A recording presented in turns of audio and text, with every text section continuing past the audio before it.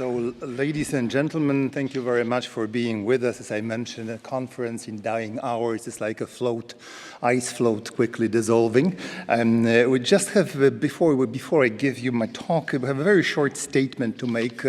I and Constante Gebert, my co-panelist. So the statement goes, together with my fellow speaker in this session, we wish to take exception to the statements made yesterday by Mr. Tarek Beikoni, head of the Palestinian Policy Network. For those in the audience who might not have been present yesterday, Mr. Beikoni, who was to speak on Palestine and Holocaust memory politics, chose to frontally attack Israel as apartheid, colonial, and child-killing entity, expressed outrage at the idea that a Jewish state may exist on 78% of historical Palestine, and deplored the fact that such a gathering as this one, the Palestinian issue is merely a backdrop, while a sort of Jewish, I quote, Jewish psychodrama is playing itself out in the context of Palestinian tragedy. Mr. Beikoni is certainly entitled to his opinions, which would, however, be more appropriate at a conference on Palestinian activism, just as our presentations would be out of place in such a setting. We fail to see, however, how his remarks may contribute to the subject of this conference. If Mr. Beikoni's presence was deemed necessary for reasons of political expediency, we fail to understand why it was not counterbalanced by a presentation of, say, representative of the Israeli embassy. At least the appearance of preserving a balance would have been maintained. Thank you. And now without... Now, without further ado, I believe this is the equipment that allows me to show some pictures. Okay, let's hope it works. On February 9, 2021, Judge Ewa Jończyk of the Warsaw District Court rendered her judgment in the civil lawsuit filed by Filomena Leszczyńska, thank you, against Barbara Engelking and Jan Grabowski here present. The plaintiff claimed that the defendants, both historians of the Holocaust, in a recently published specialized and academic book, slandered the memory of her long-deceased uncle, wrongly accusing him of having betrayed, under the occupation, hidden Jews to the Germans. On the surface, the case looked like one of the many civil lawsuits filed by a party wishing to defend the good name of the family. In reality, the case was prepared, orchestrated, and financed by the far right-winged nationalistic organization serving as a proxy for the Polish state. The justification of the verdict covered 37 pages, but a few sentences were of particular significance for historians in general and for historians of the Shoah in particular. Let me quote these few sentences. In the light of the above presented ideas and jurisprudence, I quote Judge Jończyk, we can assume that ascribing to Poles the crimes of the Holocaust committed by the Third Reich can be construed as hurtful and striking at the feeling of identity and of national pride. The unprecedented historical events which constitute the legacy of the community and of its individual members, and which are considered factual beyond any discussion, cannot be made relative, because it risks to strike against the feeling of national belonging and provokes a feeling of harm. This forms among the public opinion a drastically untrue image of Poland and ascribes to Poles characteristics which tear away their dignity and undermine their sense of own value. To blame Poles for the Holocaust, for the killing of Jews during World War II, and for seizing their property touches upon the sphere of national legacy and consequently, as completely untrue and hurtful, can impact one's feelings, and so on and so on and so forth. Judge Jonczyk's foray into the fields of history came as a surprise to scholars with more than a cursory knowledge of the Holocaust. Ample, uncontested, and easily available historical evidence points to the fact that large segments of the Polish society took part in the theft of Jewish property, and that tens of thousands of Jews lost their lives due to direct or indirect involvement of their Polish neighbors. Rejecting this evidence is not only disingenuous, but also intellectually and morally wrong. More importantly, the judge inserted into the verdict the notion of a feeling of national dignity, a vague and legally undefined term which henceforth would be considered at par with other personal rights which are given legal protection. Judge Jonczyk's decision was not an isolated aberration, but a part of a larger process which is known in the academic community as Holocaust distortion. Now, on this as a avid coin collector, I couldn't resist temptation here. What you see are two coins very briefly. They are from 2009, predating the, let's say, democratic takeover of the Polish Republic by the nationalists.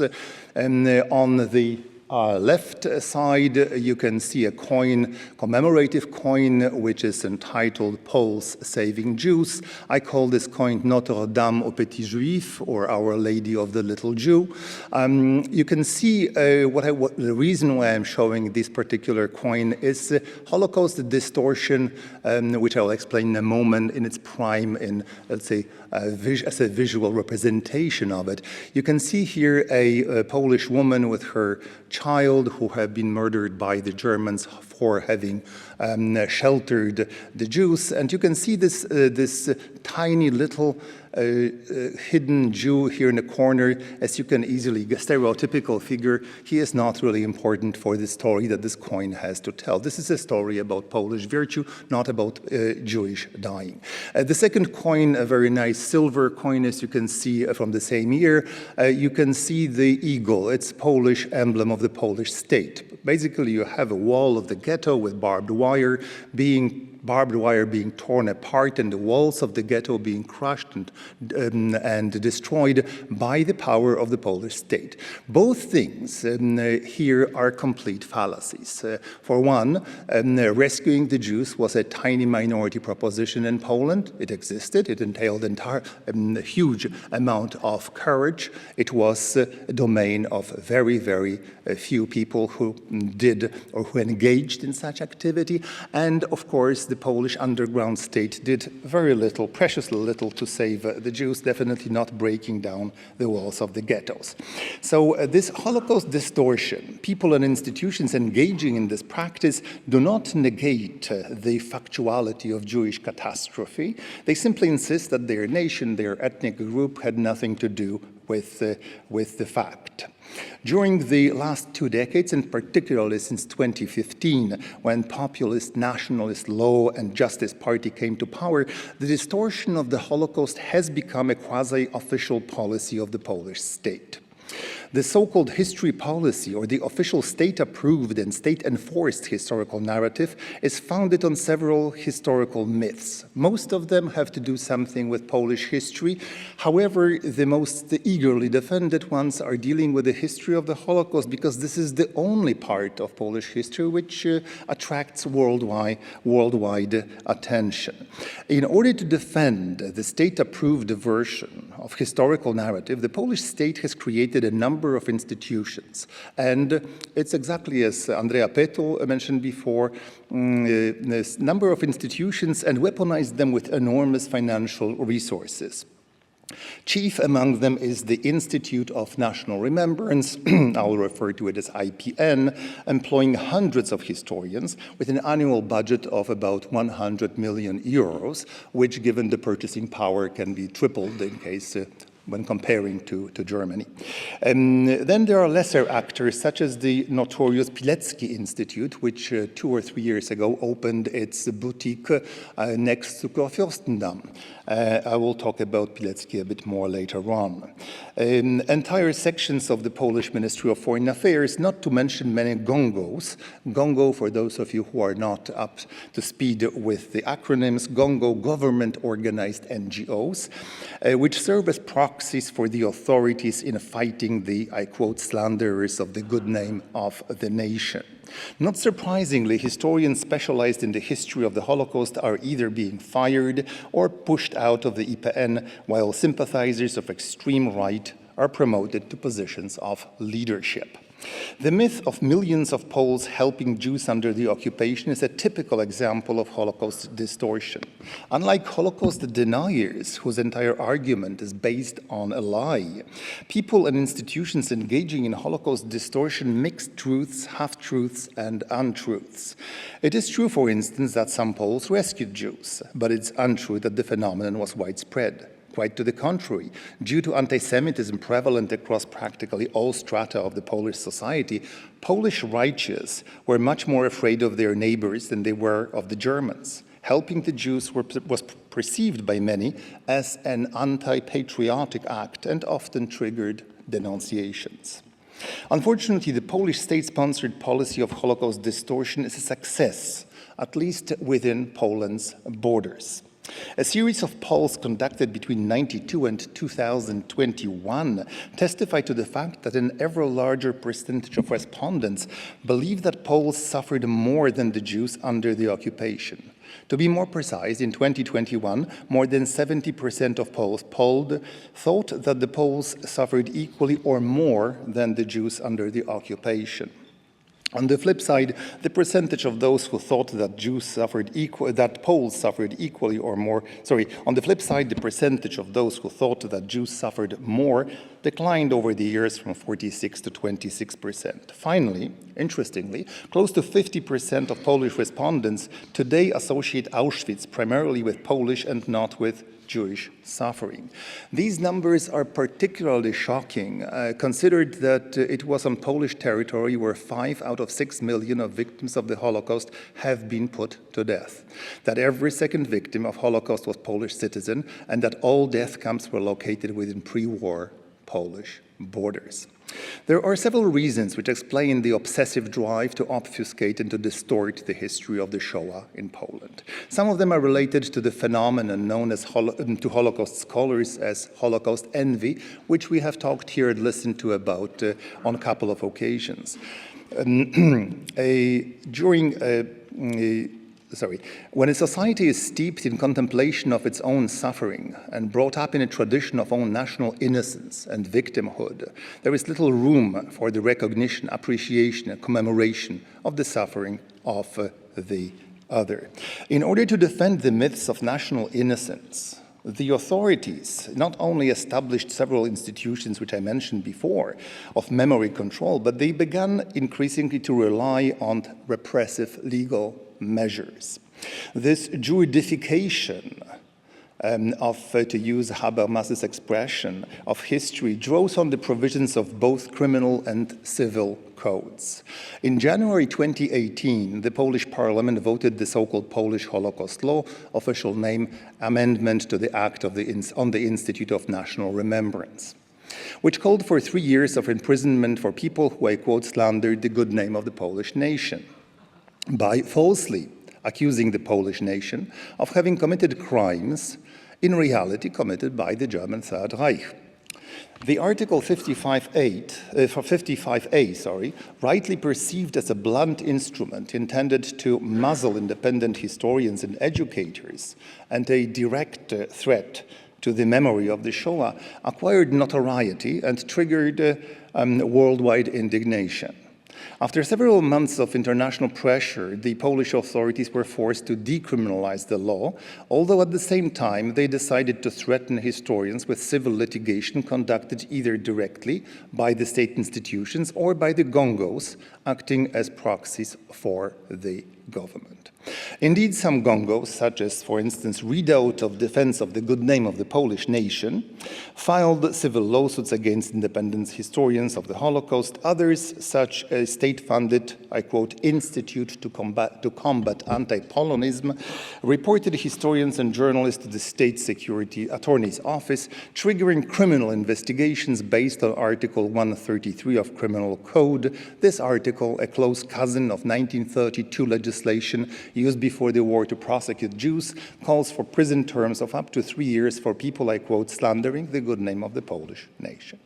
There are several avenues of harassment open to authorities, and all of them produce desired effects: to introduce a climate of fear and to have a chilling effect on students, educators, teachers, and scholars of the Holocaust. Incidentally, the above-mentioned Institute to Combat Anti-Polonism is a child of the June 2018 declaration signed jointly by Poland's Prime Minister Morawiecki and Israel's Benjamin Netanyahu. Once again, the association of right-wing populists with the Israeli government has been recently commented upon. Back then, both politicians agreed to place anti-Semitism and anti-Polonism on equal footing. While anti-Semitism is an ancient ideology of hate, more recently responsible for 6 million Jewish deaths, anti-Polonism is a strange concept which exists mostly in the imagination of Polish nationalists. According to the proponents of this idea, there is a worldwide conspiracy directed against the Polish nation. It is a preposterous notion, and the fact that Israel's PM chose to sign off on such a declaration is just one more proof of the desperation of Israeli authorities looking for diplomatic support anywhere.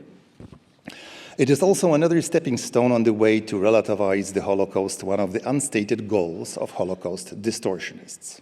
The geographical location of Auschwitz, Sobibór, Bełżec, Majdanek, and Chełmno all conspired to make Poland a custodian of the memory of the Holocaust. A very reluctant custodian, however. It is hard to believe, but not even one museum of history of the Holocaust has been built in Poland, and not even one chair of Holocaust history has been created at any Polish university. This disassociation with the event goes further. While all Polish state museums, without exception, have Polish PL, www, whatever PL, internet domains, all former death camps are branded with non-national domains, majdanek.eu, sobibor.eu, belzec.eu, and so on and so forth.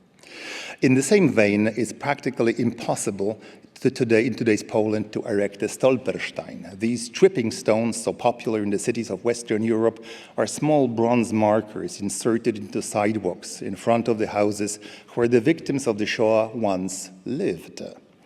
A Stolperstein usually lists a person's name, his or her dates of birth and death, and the place where the Jewish victim has been murdered. In Poland, the Stolperstein, a constant reminder of Jewish suffering, would have challenged the state-approved narrative focused on Polish martyrdom. Therefore, not surprisingly, the erection of Stolpersteine has been made practically impossible by the IPN, an institution in charge of the permits. An IPN-imposed ban on Stolpersteine is a part of a more generalized attack on the memory and commemoration of the Jewish tragedy currently underway in Poland. This attack takes many shapes and forms. In 2021, the nationalists pushed through a parliament a bill which effectively prevented Holocaust survivors and their descendants from seeking restitution for property lost during the war, something that Konstantin Gebert will discuss probably in a moment. There were two arguments which returned with worrying frequency. One, that the Jews have themselves made a contribution to the German genocidal project, and two, that the Polish suffering was at least as terrible as the Jewish one, and therefore any claims for restitution should be rejected as groundless. Together with blaming the victims, the Polish authorities continue following the logic of Holocaust envy to elevate the fate of Poles to the desired Jewish level. Willful and deliberate confusing of concentration camps with death camps is one of the preferred methods employed by Holocaust distortionists. It is not an accident that, as mentioned before, close to 50% of Poles queried today associate Auschwitz primarily with Polish suffering, thus transforming the symbol of the Holocaust into a Polish lieu de mémoire. While most of us know what Auschwitz was, not all are aware of the duality of the camp. Auschwitz I, the so-called main camp, was a concentration camp where tens of thousands were killed. Auschwitz II-Birkenau, located nearby, was an extermination camp where 1.1 million Jews perished. Auschwitz II-Birkenau, unlike Auschwitz I, had only one purpose: to kill its inmates.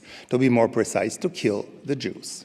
Back in 2006, when Poland was still a democratic country, June 14 of each year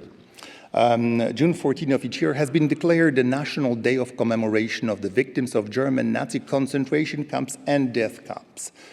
Mind you, the blending of the two. Now, the posters that you see here, actually the one in the middle, celebrates that very date, stating that Poles were the first victims of Nazi extermination camp. The blending of these two things, of course, is quite significant, during an acrimonious debate about Polish victimhood, Auschwitz Museum, by some considered a reliable source of information, published the following statement in the social media. I quote, "One can assume that more Poles have been killed in Auschwitz II than in Auschwitz I. Birkenau has been the largest part of Auschwitz, and many prisoners selected in Auschwitz I camp hospital were also murdered in gas chambers at Birkenau," end quote. It is not inconceivable that that statement is true. In some cases, Poles, together with Roma and Soviet POWs, have been murdered in gas chambers. Nevertheless, it's not historical accuracy which is here at stake, but a crass attempt at claiming gas chambers for the purpose of Polish martyrdom. So here we have the domestication of Auschwitz, I don't have much time left, so I will rush here forward to my conclusion.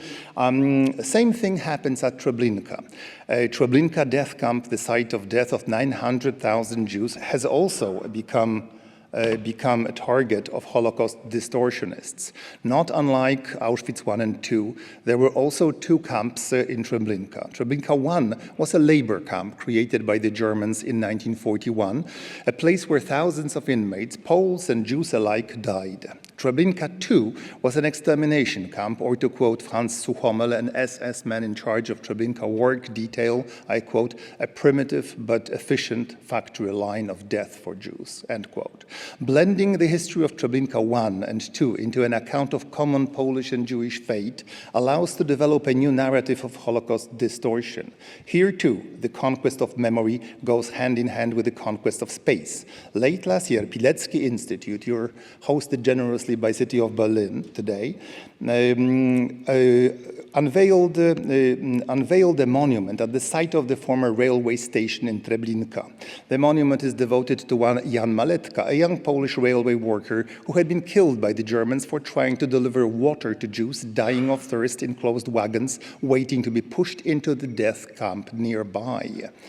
There is no doubt that Jan Maletka was killed at the railway station delivering water to Jews. Many Jewish sources confirm the fact that local Poles approached the trains offering water. They did it, however, in exchange for dollars, diamonds, and gold, lots of gold. No one gave away water for free. We don't have any historical testimony which would point to that fact. We know not of even one Jewish account which would indicate the presence of people delivering water at Treblinka out of altruistic motives. But the monument, dedicated jointly and without shame to Jan Maletka and 900,000 Jews who died in Treblinka, stands and will stand forever, blending the Polish sacrifice and Jewish suffering into one false narrative of common fate. While honest and critical attitude to own national history is practically without exception a domain of democratic societies, democracy alone is no guarantee of success in this area. In Poland, the state-funded distortion of the Holocaust thrived well before 2015, still under the democratic regime. What changed under the current authoritarian regime is the scale of state-sponsored attack on the memory of the Shoah, as well as the vast financial and institutional resources committed to the task by the authorities. In my opening remarks, I made reference to the civil lawsuit targeting me and Dr. Engelking as authors and editors of a collective work entitled Night Without End. In February 2021, Judge Ewa Jończyk, cited before, of the Warsaw District Court ruled against us, giving partial victory to the plaintiff. We appealed, and in August 21, we were vindicated when the Warsaw Court of Appeals reversed the decision of the lower court and entirely dismissed the lawsuit. This, however, was not the end of the story.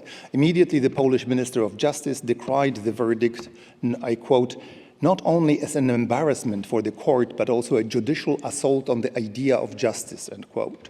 In a normal democratic country, a legal judgment of an appellate court is final. In Poland, however, it's at this stage when the Minister of Justice can invoke and will invoke extraordinary complaint, a new law which allows the authorities to set aside any legal verdict which, I quote, strikes at the sense of justice of the nation, end quote, and send it to the Supreme Court. The chamber of control of the Supreme Court, which hears extraordinary complaints, has been created by the nationalists and staffed with judges of their own choosing. The fate of this lawsuit is in a way indicative of the centrality and the importance of the battle for the history of the Holocaust. In concluding, much more dangerous and insidious than Holocaust denial, Holocaust distortion has now become a major threat to the memory of one of the greatest crimes in human history. The threat is not limited to Poland alone. In various forms, it's also present in other countries of Eastern Europe. Finally, and counterintuitively, Holocaust distortion, rather than fade away with time, gathers strength the more chronologically distant we are from the event itself. Thank you.